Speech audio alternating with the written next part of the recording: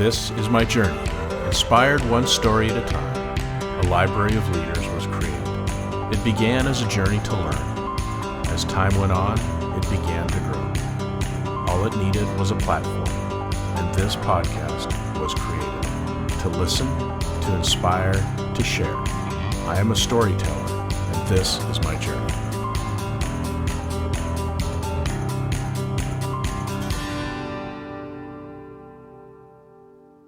Welcome to another episode of Profiles of Leadership. I'm your host, Steve Anderson, and today our guest is Rachel Shaw, who is known nationally as the authority on how to implement and manage the FEHA and ADA disability interactive process for candidates and employees. Her trainings and seminars are highly anticipated by human resource and risk management professionals as informative, dynamic, and packed with real-life practical solutions. Rachel is the president and principal consultant of Shaw HR Consulting Incorporated. With more than 15 years of executive-level human resources experience, Rachel is recognized statewide as a leader in helping public and private sector employers manage their most challenging personnel issues. Rachel and her team provide comprehensive solutions to employers on how to successfully manage the interconnected roles of human resources, workers' compensation, and disability compliance to successfully reduce litigation, the cost of claims, and improve employee-employer relations throughout the process. She is also the author of The Disabled Workforce, What the ADA Never Anticipated. So Rachel, welcome to the program. It's great to have you on today. It's great to be here, Steve. Thanks for having me. So let's start with a little context. Why don't you give us a little background, where you grew up, how you got interested in this crazy world of HR, and how you started your own company. Yeah, so I was actually born at Fort Sam Houston, Texas. My dad was in the service, stayed in just long enough to have his third child, and then we moved to California, where I've spent most of my life. I did go to school back east, but I moved back since my family's mostly here. And I think like most people who got into HR, I started, kind of the main part of my career post-college in HR. And I think like most of us had no plans to do that. I know very few people who grow up as a little child thinking I'm going to go into HR. Yeah, But, I was, I guess, lucky enough to be a poor kid in college, had to work a lot. That meant that I got to try a lot of different types of jobs. And I think more than HR, what I found is that I really loved working with people, the complexity of humans. I like solving for problems and doing things that, other people may not have enjoyed. And so I wanted to get into something where I made teams better. I was an athlete, and so I liked working with people and with teams. And HR was sort of, kind of, I think, a natural progression. Although I didn't leave college and I didn't go into HR. I actually I went into long haul truck driving. I didn't drive the trucks. I managed truck drivers, which was an odd and bizarre post-college job, but it got me back to yeah. California, where I had two young brothers who needed their big sister to come home, and kind of the rest is just sort of, kind of duct tape and a prayer, things just sort of Yeah, work out. that's great. So what was your sport? You said you were an athlete. What's your sport? Yeah, well, if I was standing, you'd know. I was 6'3" at my height. I played basketball. So Oh, I played wow. basketball into college and haven't played a day since my knees and hips do not want me to do any more of that. Yeah, that's great. Well, that's great experience. You learn a lot about being on teams and working as a team member and working with other people. So, great training as well as fun, right? Absolutely. So, when we look at disability employment today, what do you think organizations misunderstand about that, and what do you think that they need help with? Well, I think industries are all a little bit different in terms some industries have high levels of requests for accommodation, whether that's to work or to take leave.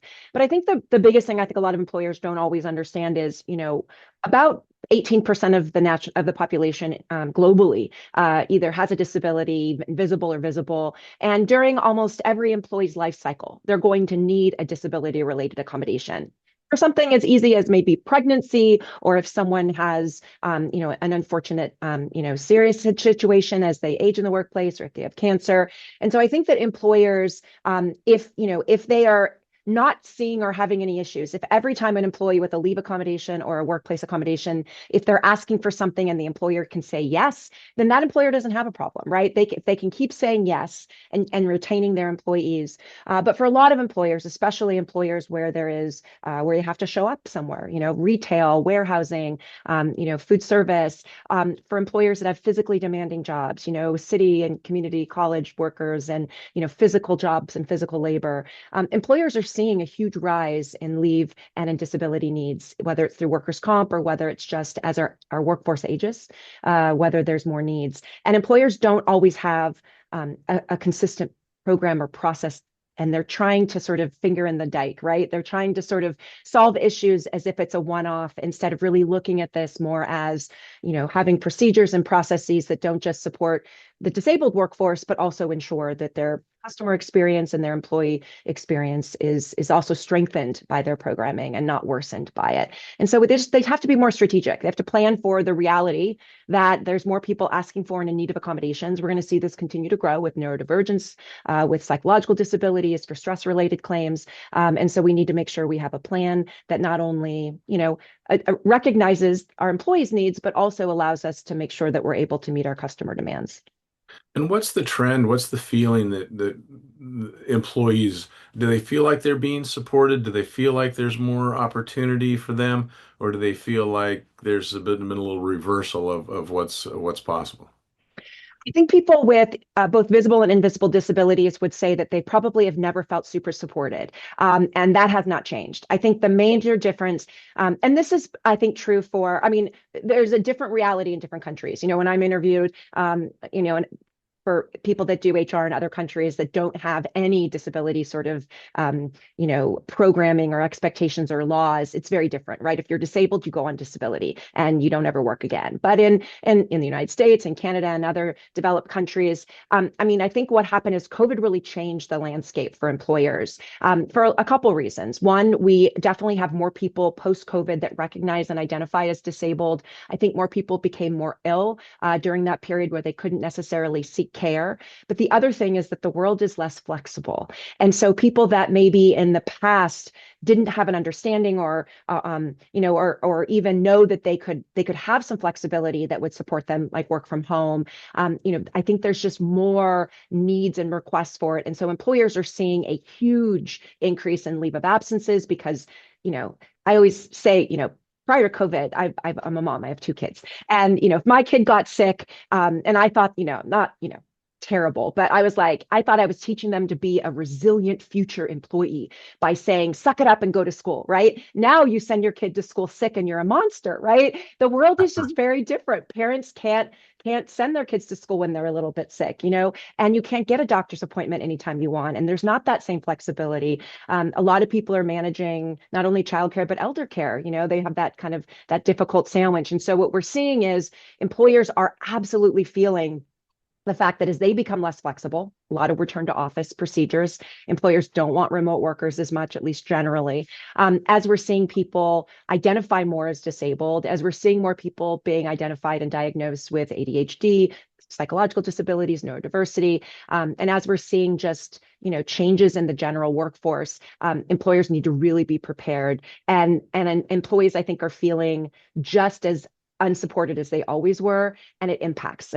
There's studies that show that employees believe, over 65% of employees state that they believe their supervisor should be identifying and responding to their mental health and their anxiety and depression issues in the workplace. I don't know about you, but for me, I didn't want my supervisor talking to me about anything related to stress or psychological disabilities in my career. And so the generations that the newer generations of workers have this expectation that supervisors not only are going to recognize when they're struggling, but respond in some way. And that is very different. And if we don't start addressing that, you're going to continue to see high turnover, especially in our younger generation of workers. You're going to see employee dissatisfaction, less engagement, less productivity, and ultimately that's bad for business. So employers need to really be thinking about, what can I do to make my employees feel supported? How can we remove our institutional bias around work injuries, psychological disabilities in general?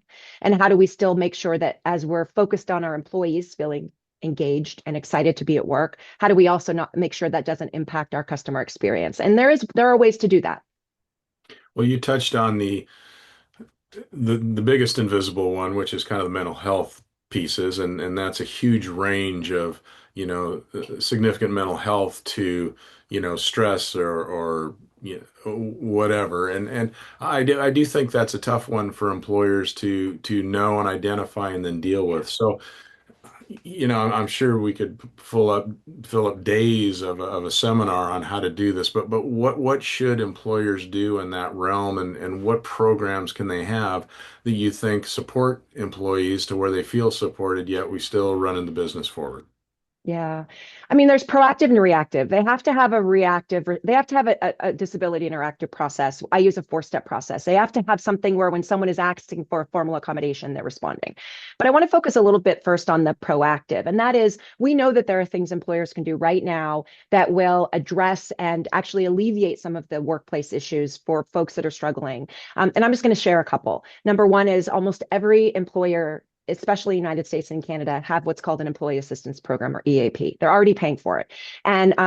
And yet it's used by less than 8% of employees in any one business. You have this benefit you're paying for. And what we know is that employees that are maybe, I mean, life is stressful. I mean, let's forget about mental illness requiring medication or formal care. Let's just talk about life in general, right? Stressors, whether employees used words like stress or anxiety.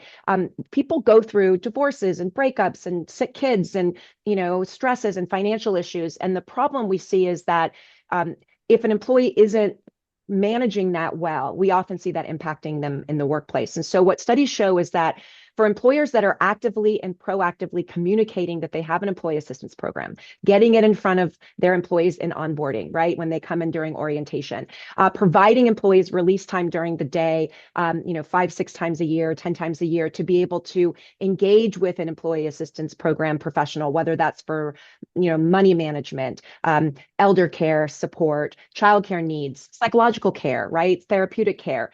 We know that those employees will have 30 to 60% less leave in that given year. And I always joke with employers, if I could sell you a product that guaranteed your employees would be at work 30 to 60% more, I'd be a billionaire. But the reality is they're already paying for it. They just don't use it. And so, or they make it very complicated to use. And so what I always say is most employers already have that benefit. Promote it, get employees, have lunch and learns, bring folks into your workplace to talk about managing stressors, good sleep hygiene, the importance of work-life balance, right? Making sure people are sleeping enough and taking their vacations. Those things will actually proactively reduce the impact that someone might have, because 17% of the working population in the world has mental illness, meaning they require medication or treatment. 30 to 40% of the working workforce is struggling with some level of depression or anxiety that might impact sleep or their eating habits, or even just their general wellness or happiness. And many of those people are not treating, they don't have an awareness of it, but there's some sort of impact. And what we see is when someone goes through a life stressor, divorce, a sick child, financial instability, some sort of other issue, that we often see that showing up or impacting them in the workplace. And if employers have these systems already in place, they can actually remedy the issue without having to react to the problem. I always say, addressing leave after the fact is a fool's errand. It's already been taken. It's already impacted your customer. It's already impacted your cost. If you can reduce unnecessary leave, if you can support employees to get the care they need so they're healthier, you're going to see less of that impacting your business. So that would be my one takeaway, is invest in what you already probably have. Get that EAP in front of everyone's face. And especially with traditional businesses, isn't the fear that, oh, well, if I allow this to happen or we acknowledge this or whatever, then the floodgates will open and everyone will take advantage of this and then no one will work. Is that kind of what people are afraid of? Yeah, I mean, I think that employers often do worry that I think there's a lot of things that go into it. I think that um, there's definitely kind of a generational sort of review. I mean, I am definitely of an older generation, and I would never have told my boss, if I was struggling with anything in the mental health arena, because I was raised to believe that you keep your problems personal and it will affect you. We do, that is a difference when with the newer generation is, and I think we can it's a good thing. We have more folks that are more comfortable talking about their mental health struggles, just like you and I might talk about our bad backs or my tennis elbow, and that's a really good thing. It's just, I think what happens is we look at it differently. Someone who says I'm struggling or I need a day or whatever, I think that sometimes we worry that what's that going to mean? Is that going to mean they're never going to be at work on a Friday? Is that going to mean they're going to take advantage? And they're and what the reality is whether that employee's showing up, if they're not well, they call it presenteeism. So if you're at work but you're not well, you're not doing the work you need to be doing at the same efficiency. And so it's impacting business, and people are taking leave. I mean, employers give leave, they're taking it. So I think that, there's always that concern that if we give an inch, people will take a mile. But part of that is, I often tell employers, you get the employees you deserve. And if you care for people and if you take care of people and if you treat them fairly, even if you are a minimum wage employer, if your employees understand that, like, look, you got to be at work and you're important, and unless you're sick or you have pre-scheduled vacation, you got to be here, and if you're not, I'm going to fire you. If you can have those standards, but at the same time, when someone does have a need or they're struggling, if you can respond and you can be a human in that moment, especially if it's a one-time issue, you're going to grow employees that they're not going to take advantage. There's always people that will. 5% of every population you probably should never have hired. And if you fire them, they're probably going to sue you. All right. It's just the reality. But you can't treat your 95% of your workforce because of that 5% that will take advantage. So, I have not seen employers who have implemented, employee-centric, compassionate programs. I've not seen the majority of employees take advantage. And when they do take advantage, that's when you use the reactive programming, right? There is a process you use when someone takes too much time or when they ask for something that doesn't seem medically needed or isn't reasonable. But that's the reactive. That's what you do when they hit a threshold that says, okay, this is no longer okay. Did you take too many Fridays? Have you missed, 72 days this year? Are you calling out sick all the time? When someone hits one of those triggers that's either not reasonable or you think might be abusive, then you go to the reactive tool instead of the proactive support. Well, that's a great segue in the sense of these issues are real. So not to say that they aren't, but also since this is a podcast on leadership, if you build cultures where people are engaged and feel valued and working for a greater purpose and all that type of thing, those issues are managed better than if you have a toxic work environment, correct? Yeah.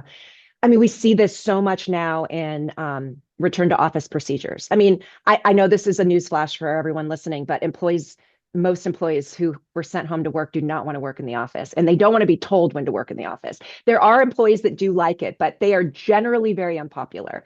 And so what we're seeing is leaders who are saying, look, there's real reasons why we want our employees to transition back either into a hybrid in-person model or even fully in person, right? We're hearing it on the news. These are big companies.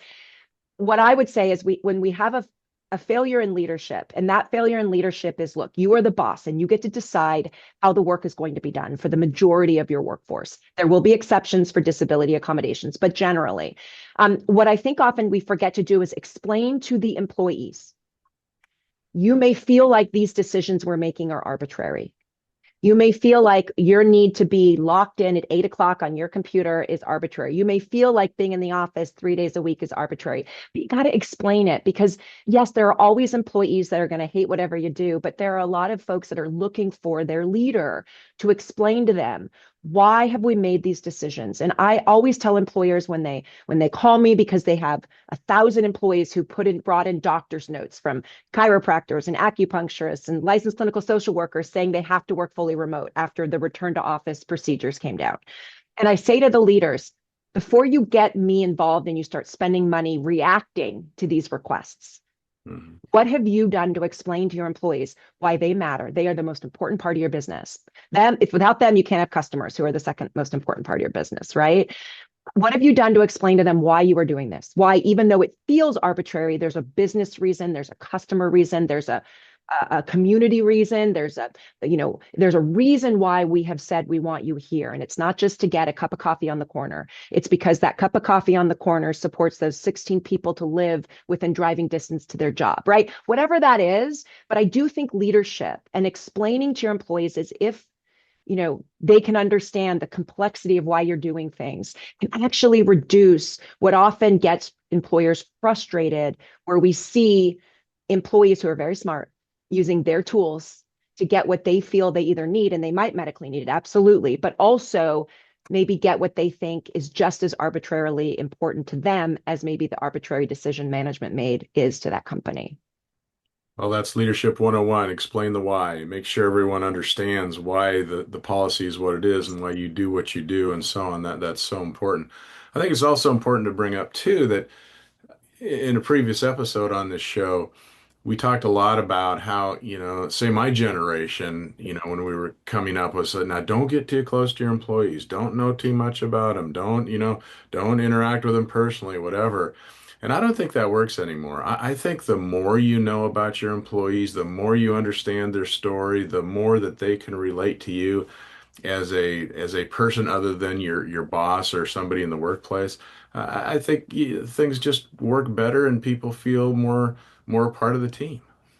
Oh, you're so right. And it's true because I was raised the same way. I was raised that, you don't want to know anything personal about your employees. You got to stay, they can't know too much about your life. They have to see you. And it's so true that that is just such a broken process. And what we know is that connection is one of the most important parts of why employees stay, and not only stay at an employer, but stay engaged. I often talk to employers about you need to encourage work besties, people who have a work besties, an employee who enjoys coming to work because there's people in that workforce they like, whether it's their supervisor, whether it's their coworker. We need to start refacilitating opportunities for employees to create that connection. It's the Ted Lasso effect, right? It's the idea that if you like the people you work with, you're going to give them more, you're going to stay longer, and you're going to be actually more productive. And I think that we inherently know that. I mean, I know because I'm a small business owner. I mean, I've got employees who, yes, you're going to have some loss of production time as they're standing in each other's doorways or leaning over each other's cubicles. But that actual relationship of connection, going to drinks after work, going to, Orange Theory at lunch to work out, which I do not do, but they do, all of Yeah. those things. And when I was early in my career, we did a better job. And I think part of it is as many employers went more remote or at least more hybrid remote, we've lost a lot of that connection. And so what's happened is work has become more transactional and less, and this is, it's on everyone's part, but we need to get back to where we're not afraid to have our employees see the human side of us, to have, supervisors and managers share and be vulnerable. But also we need to not be afraid of employees who have relationships and connection. And I think that, we're not talking about, physical relationships. We're not talking about, we know we need to have rules around some of that, but we shouldn't be afraid for employees to have some loss of production every day because they're having that socialization. That's the reason those employees are going to stay. They're going to actually be engaged more. They're going to volunteer for more work, and they're going to stick around. And we know that turnover is a huge cost for employers. And some of the best ideas come out of those That's right. conversations, some of the best interactions. You do get worried about the bean counters, when they say, well, they're not working these minutes and that minute, and they put it kind of all into a formula. But really, if I'm fulfilled at work, I enjoy where I'm at, I enjoy the people I'm with, I'm going to be more productive in a shorter amount of time. So you can't just, say that doesn't really matter. It does matter. It does. And there are jobs where you have to be, there's call centers. They time your breaks. They know how many minutes you're on a call with someone. They know how many calls you've gotten in. They know if you took more than the 3 minute restroom break you're allowed. I mean, there are certain types of industries, warehousing, where you're packaging packages. They know how many packages that went by without you taking. I mean, there are, and those are the industries where people have the highest dissatisfaction. You have high levels of workers' compensation, and you have a lot of those, but that is a cost of business, right? Then those industries where they've decided they're going to have high turnover, high workers' comp, it's, they've decided that I guess, the model. But when you look at some of these companies that have said, wait, that doesn't work for us. And if you look at some companies that have looked at changing how call centers work, giving a little more flexibility, still structure, allowing people to swap shifts instead of scheduling from management, right? Allowing an employee to say, I can't work on Tuesday, I've got a kid thing, but I can swap with Sally and I don't need my supervisor permission. When you look at some of these employers who have done some of those things, you see less turnover. You see people that stay longer, which mean they're going to provide better customer service, resolve issues more quickly. And so again, employers just have to be really clear on what you're doing. And if you have a professional type business where you need an employee who's going to engage and think for you and stay and either make a connection with a customer, or you're expecting them to actually give you something of them that's going to make your business better, you got to treat them with respect and trust. Deal with the ones that aren't meeting those needs. But in general, you've got to create an environment where employees feel like, I trust you, right? And I'm going to give you a little bit of that flexibility, because no one's productive 9 or 10 hours a day, right? There's always some of that. And if you allow it, because you have the standards and the expectations, you'll actually get more out of employees. And we know that. And again, a lot of it is decisions that leaders have to make. Is what is your cost of overly constructing your workforce? What is the cost of you giving all the power to supervisors and managers? What is the cost? And if that cost makes sense to you, well, then maybe you don't change. But if you are seeing high turnover, low engagement, you're seeing the good employees leave and the bad employees stay, if you're seeing high workers' comp, high levels of leave, if you're having those issues, then I always encourage leaders to say, okay, well, what if we tried something else? Just try something else. Take one of your operating centers, take one of your divisions, take one state and try something and see if you see improvements over 12 to 18 months. And if so, implement it, nationally. And if not, you can always retrench and go back. It isn't always the people that maybe are causing the issue, causing the problem. It could be the system, it could be the culture. So I think as leaders, definitely need to look into that. In doing some research for this, I ran across something that you had said or mentioned and talking about breaking barriers as a woman leader. So if you wouldn't mind, since we're talking about being vulnerable here, give us a little bit about your story and what has that taught you about leadership, resilience, representation in your own experience? Yeah. I had a very interesting sort of experience, I think, or at least in my opinion, and that is, I always walked in a job and in a room that I was not actually qualified for. And I'll just say that. I mean, my first job, I was 24 years old. I was hired as an HR director for one of the largest school districts in the United States. And I think part of the reason why is probably because, one, I was 6'3", and I think they thought I was older, but also I think that I got that job and I got my next job, which was an HR director job, because I think it was a perception that I could be controlled, right? That there was this leader that could come in and that we would have some control. And that experience, I was ignorant enough not to know it, which was good. And I came into a room where I knew I wasn't ready for that room. My coworkers who I was supposed to be leading knew that I wasn't ready for that room. I shouldn't have been a 24-year-old HR director for one of the largest school districts. I shouldn't have been a 29-year-old HR director and risk manager for one of a full service city. And the people around me knew that. And two things came out of that for me. Number one is the kindness of my coworkers who allowed me to figure it out and were willing to share their knowledge and willingness. I did not come in with all the answers. I didn't think I knew all the answers. And so I was able to show up in a way, and they were willing to help. And so what I think I learned very early on is the importance of a leader being a flat hierarchy. My employees weren't needing me to come in and tell them what to do. They needed me to come in and help remove barriers because they already knew what needed to be done. And that leadership opportunity for me to learn, because I had thought you come in and you need to tell people what to do, you need to know everything, you need to be the smartest person in the room, but I couldn't do that because that wasn't my reality. But what I did do is I did come in and I had people willing to help me succeed, willing to share their knowledge, willing to help me understand what needed to happen. And I quickly learned that my job was to be a good teammate, be the team captain, but that doesn't mean you can't win a game with just one person. And my job was to remove barriers so that they could be successful.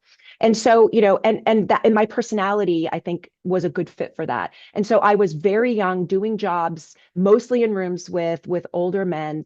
And I think I was not aware of the issues. I think I also benefited, I'll be very candid, I benefited from being a 6'3" woman. I never had an issue with anyone trying to date me or, no matter what I look like. I think I transcended that. And I think that is something that some women struggle with. They struggle with being the youngest person in a room, especially if they're good looking. They may be discounted, or it may be this is why they got the job, or was it a DEI hire? And I didn't have a lot of that issue, and I just kept focusing on doing the work well. And so ever since that very first job, that my first real job out of college, every time I walked in a room, I knew that I wasn't the smartest person in the room. And I knew that the people around me already knew what needed to happen. And I knew that my biggest job was to make sure that I removed barriers and got them resources and let them shine. And I knew that I wasn't probably going to stay in that room forever. And so I needed to make sure that when I left, those people had an opportunity to rise. And every time I left an organization, my managers, my directors under me, all of them were able to rise and take that next job, take that next position. And if it wasn't going to be at that company, to help them see a way out, because sometimes really good talent gets stuck and you got to help them move. And so that's really been my journey. And I've had terrible bosses. I've had amazing mentors. And along the way, I think for me, my focus has always been be mission driven, do the very best work you can do. And every room you're in, understand that there's always more space at that table. Scoot over, bring someone with you. You do not have to be the one with the right answer, but you have to be the person that facilitates the right answer. And I think that has served me very well, and it continues to serve me in my current role. But also as I go into companies, helping their leadership and management adopt and understand that as well. You don't need to know how to fix it. You need to bring in the resources to fix whatever issues you have. We all have biases, and I think sometimes when you think of HR, as someone that's seen a lot of business and talked to a lot of people, I see very different attitudes about HR. So some, it's like, oh, HR is just there's compliance issues, there's rules and regulations, and then I'm just interpreting those to people. And then there's other HR departments that are very much a part of the inner circle and the culture and how do you build this and then I also see it always drove me crazy when someone would say, oh, I have an issue, I need to call HR, as opposed to talking to their supervisor, their Right. leader. So when you're consulting with businesses, what do you do? What is your approach, and where do you put HR in the hierarchy or in the structure of the business to make it the most effective?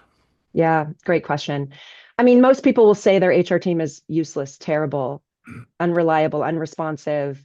A lot of companies have a very negative interaction with HR, and so one of the first things I do when I get brought in is I do an audit and assess what is your team, what is going on with your team.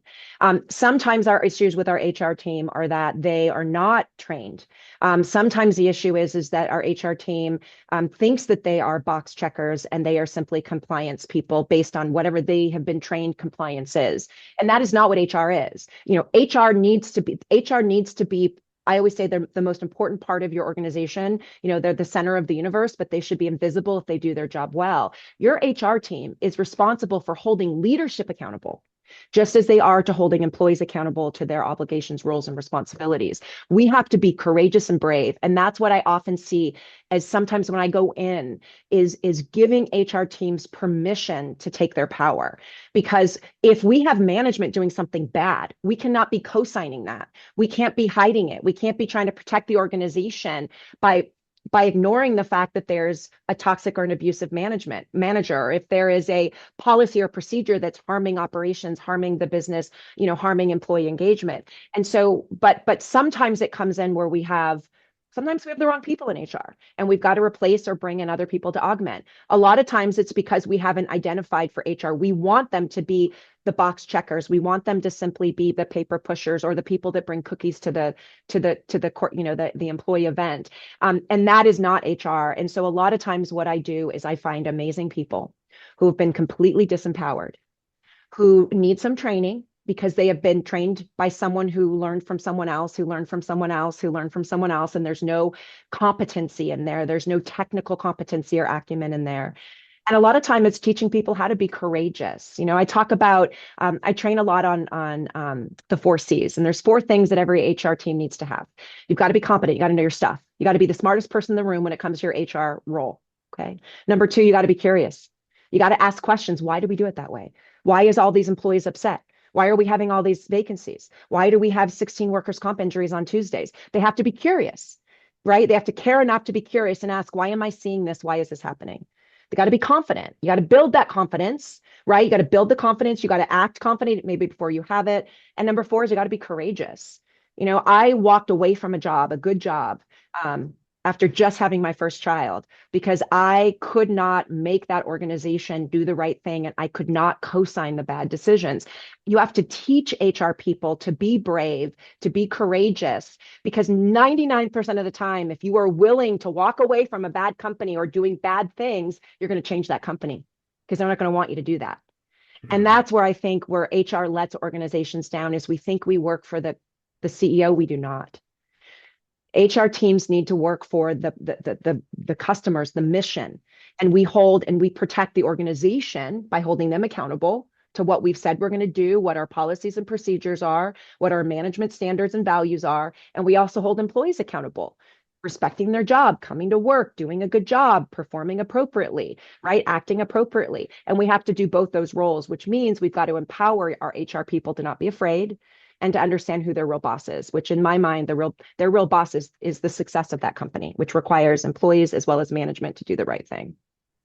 With that said, what do you recommend or what do you see most businesses do? I've seen both where the HR director or whatever the title is, has a seat at the table at the executive staff level, and they're in the conversations with the CEO, the COO, the CFO. Then I've seen other companies where the HR director is uh, supervised by one of the people I just named. Yeah. So, what do you think is the most effective? And do you promote when you go into work with the companies that HR director should be at the table involved in all those conversations? Because all those conversations affect the people in the company.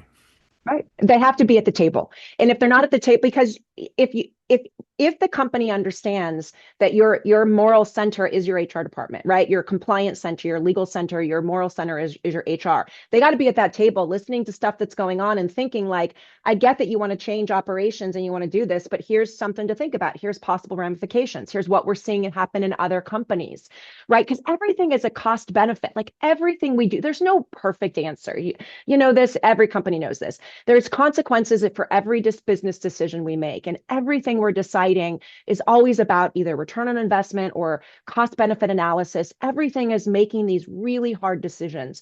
But what happens when you leave out the people that are in charge of, essentially in charge of your most, I mean, unless all you have is AI robots and one director, I mean, your most important asset in liability is your workforce. And you got to have those people at the table because you're listening to, what is that going to do with recruitment retention? What is that going to do with training issues? What is that going to do if we have compensation or classification issues? But they're also thinking about, I mean, I can't tell you how many HR directors have called me and said, I was not at the table when they changed the return to office procedures. And now we have 1,000 requests to work fully remote. And now we have cost, we have issue. I work with an employer right now where they changed the attendance policy.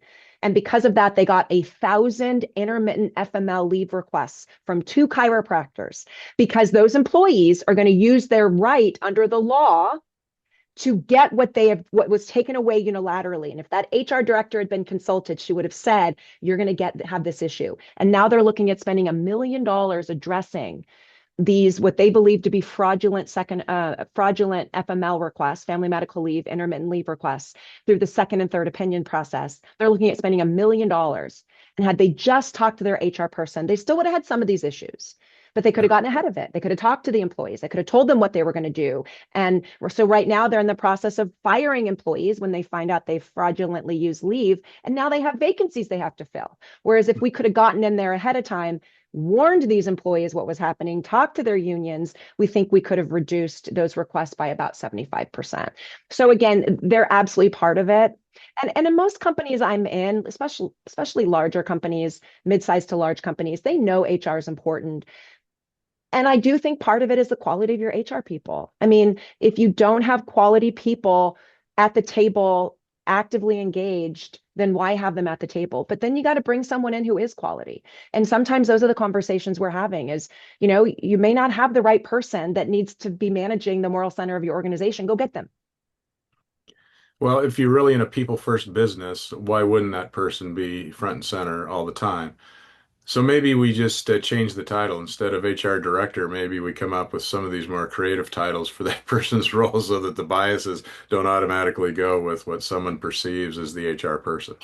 Yeah, yeah. And I also think a lot of HR companies are trying to outsource a lot of HR. And I think there are things you can outsource. You can outsource payroll processing, you can outsource some benefits administration, you can even outsource some FML stuff. But I do think a lot of companies are thinking, oh, with AI, with everything else, we can start outsourcing a lot of this role. So we're seeing kind of a minimization of it. And I will tell you, you there are things you can do, and there are efficiencies that we will find through AI. You cannot outsource conversations your employees need to be and want to be having, because that creates connection, that creates the relationship, and that creates those critical touch points that you need with employees if you want your employees to stay. So I do think that we're in this kind of interesting, I'm seeing a lot of employers who outsourced way too much of their HR to third parties who did you know a a very different job. There's no people, there's no relationship building in an outsourced HR environment. Well, and that's passing the buck to someone who doesn't have to look the person straight in the eye.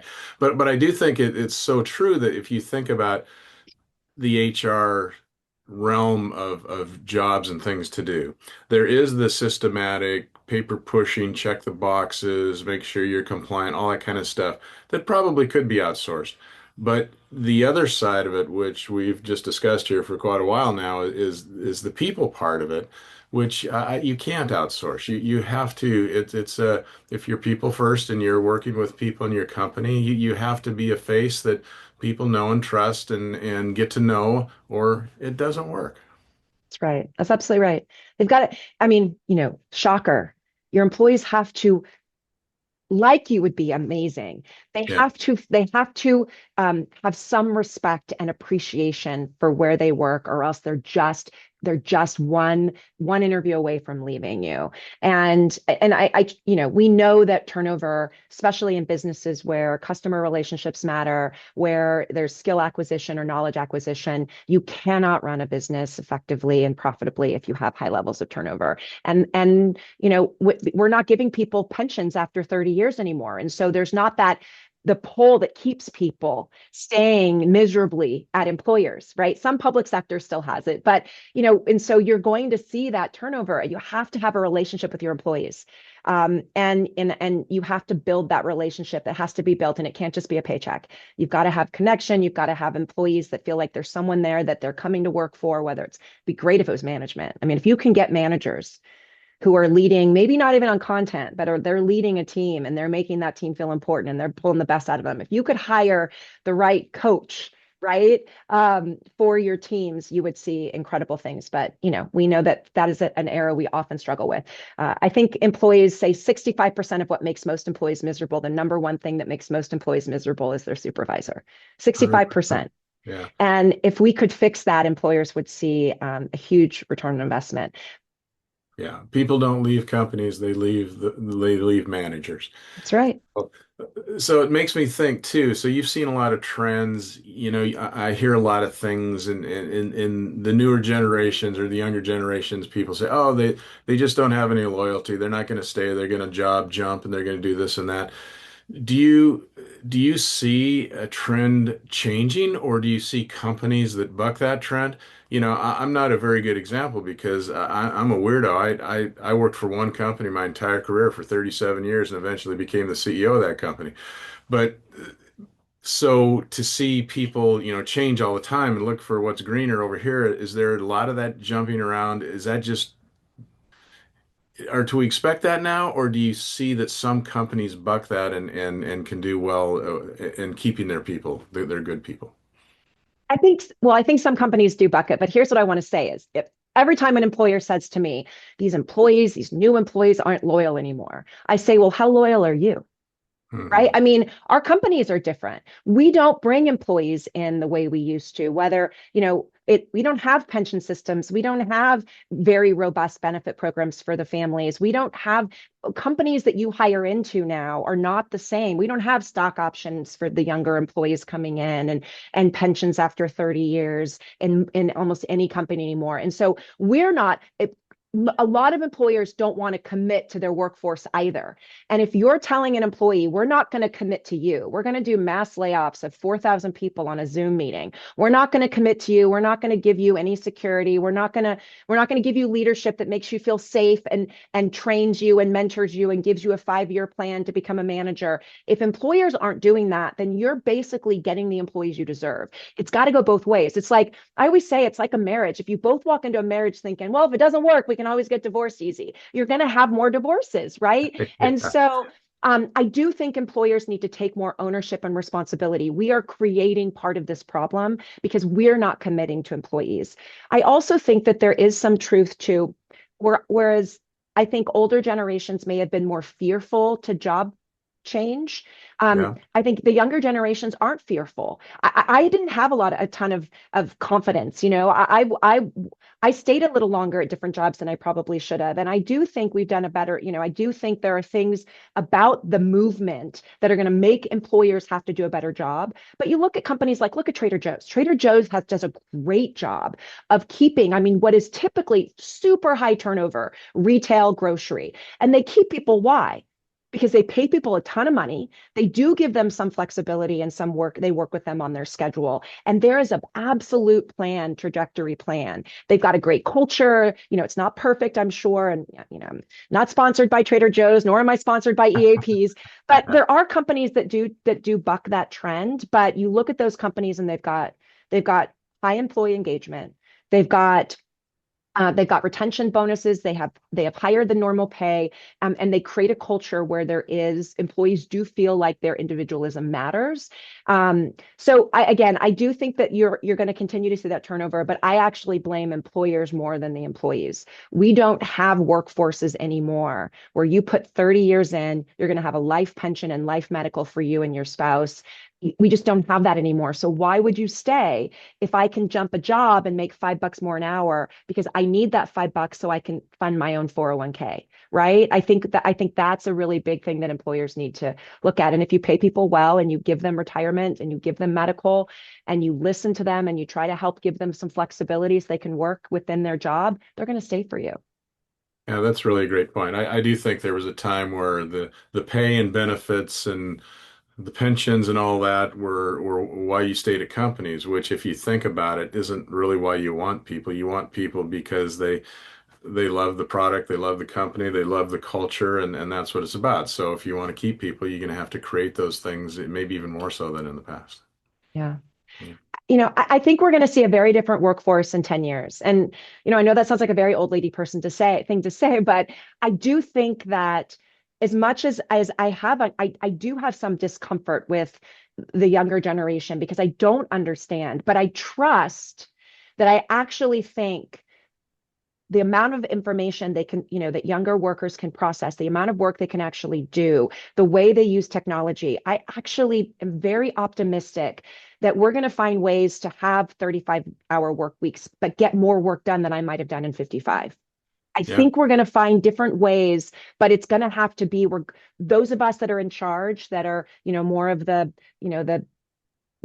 older generation, right? The baby boomers, the millennials, whatever, we're going to have to let go and allow some of the trying. I had a workforce, my workforce came to me. I mean, if you're on time, you're late. I was raised by a military father, right? If you're on time, you're late. We worked 5 days a week. I expected people to look at their emails. I work hard, we work hard, we pay you well, work hard, play hard. And my employees came to me a couple years ago and they said, we want to do a 4-10 schedule. I'm a customer service based company. It terrified me. But I realized I can't use my thinking about a 410. So I said, let's try it. You got to show me that we can get as much work done. I mean, we're billable, so you can see it. You got to show me, and then I will work Fridays because I don't want to work 410s, right? That's and I'll have that gap on Fridays where if there's an issue with a client. And I will tell you, we're now on year 4. Our clients respect it because they want it. There's no rarely is there an issue that comes up. My team has shown that they can produce enough, similarly enough. And the benefit of it is I know that my employees are happy because I don't let them work on Friday, Saturday, or Friday, Saturday, Sunday. They actually have 3 days off. They're not allowed to check their email. They're not allowed to work. They're not allowed to do those things. And it was a great example of me where I was very uncomfortable. I was convinced it wouldn't work. But I also know that I need these amazing, talented people who could easily leave me and go anywhere else. Maybe not have exactly the same culture, but probably get paid as much, if not more, because when you change jobs or move, and they are extremely happy, and it worked. But that's what I would encourage folks like us, to do is do a survey, listen to your employees, be willing to try things that scare the hell out of you. Because at the end of the day, is all you want is a more profitable, more successful business with a more stable workforce. Try. And if that doesn't happen, then you undo it. I did it for 6 months, which became 12, which became 18, and now it's a permanent change. Well, you got to, yeah, like you said, you got to be open and you got to be willing to try something new. If you think you know all the answers and you only your opinion matters, then you're in trouble. That's for sure. Absolutely true. So when you think back on your college basketball career and playing with the team, and what do you think you learned most with that experience that helps you today as a business leader? Well, um, I honestly think what I learned most, and I hope any athlete learns, is I learned that you can respect authority, coaches, but they can also be wrong. Hmm. And the power of the team. I was raised a good Catholic girl in a military family where, yes, sir, yes, ma'am. And I had to learn that good people will sometimes be wrong and they're in positions of power. And I think that that is what especially in college, what I learned. And I hope all athletes out there and all employees learn is that you should be respectful of those that are in charge of you, air quotes, right? That have that position of power, but they can be wrong. And you have an obligation to manage up. And so in my life and as a player, with my team, we tried to train up and teach up and change some of the things we thought we saw as not perfect. And if you can't make that change, you'd be brave enough to move on, change a team, you know, um, change a team or change a job or walk away because ultimately you and who you are and your integrity is more important. So I think that's what I learned is flawed leadership is out there. It doesn't mean they're bad people, but you've got to be brave enough to identify it, to try to change it, and if you can't, to leave. Yeah, well said. In anticipation of our discussion today, Rachel, what haven't I asked you, or what haven't we got in the show today that you want to be sure and get in? I think the one thing I will say is because, most of the work I do is around leadership, human resources, and disability compliance. And that is, I really encourage employers to understand that disability inclusion, it's be strategic and really focus on what are some of the things you can do proactively to help your workforce instead of just reacting to when you have issues. And we did touch on it a little bit, but I do think that there's so much more employers can do to really identify what the workforce needs today, how to support them so that you don't have disabilities that require accommodations. One of the things I always tell employers is when you're building a workplace, have a person in a wheelchair in your group or have a person with a disability. I walked in a restroom the other day. I was doing a training and I'm 6'2", I'm shrinking. And the paper towel dispenser was at my forehead. And Yeah. and you know, forget about someone who's shorter, but anyone in a wheelchair could not have accessed that. So we forget to build inclusion into the framework, which causes a lot of workplaces to have to then retrofit because we are creating a workforce for the person who is designing it or the owner of the company. And so if you can bring that perspective, those ideas into constructing schedules, into constructing physical workplaces, into constructing policies and procedures, you won't have to address it through litigation, through challenges, through requests for accommodation, and it will actually be more efficient and create a more inclusive workplace. So that's what I would share. Yeah, that's fantastic. So, Rachel, at this time in the interview, I always ask my guests the same common question. And that question is, in relation to leadership, what is a pearl of wisdom that you could leave us with today? Be brave. Hmm. Your willingness to say what needs to be said, regardless of your paycheck, your personal security, could change an entire environment. Be brave. Do you do a lot of, you do consulting, I know that, going to companies and do that. Do you also do presentations? Do you do keynotes? Do you speak to bigger groups? I do. So I do keynotes, I do trainings and conferences, and I love it. But yes, I circle the US, talking to leaders and the people they lead, to try to build that confidence and encourage them, life should be enjoyed. It will be hard, and work is always hard. It's work, right? It's not called play. But it can be better. But it does take courageous leaders and courageous employees to say what needs to be said and to walk away when when the wrong thing is happening. That's what changes behaviors, is someone's willingness to be brave. So if someone wanted to contact you and investigate getting a better job in their HR department and getting some consulting or whatever, how would they get a hold of you? Best way is reach out to me at rachelshaw.com. So you can send me an email, reach out to me, but rachelshaw.com is my website, and I'd love to talk with you. Okay, great. Well, Rachel, this has been a real pleasure. I've learned a lot. It's a great conversation. Sounds like you're doing things that you're passionate about and doing good things for companies. Anytime we can put people first, I think we're going to win. So, thank you for sharing that with us today. It's been a pleasure having you on the program. Thank you, Steve. It's been a joy. Take care. Bye bye. You as well. Thank you for listening to another episode of Profiles in Leadership. To listen to all my interviews, subscribe to Profiles in Leadership with Steve Anderson on Apple Podcasts, iTunes, and many other popular podcast platforms. Some of these interviews are on video, and you can search YouTube for Profiles in Leadership with Steve Anderson. You can also access the entire library of interviews on my website, orange.coaching.com, and that is orangetheword.coaching.com, and go to the Media Center and click on Podcasts or Video Gallery. You can also enter the website from pilpodcast.com.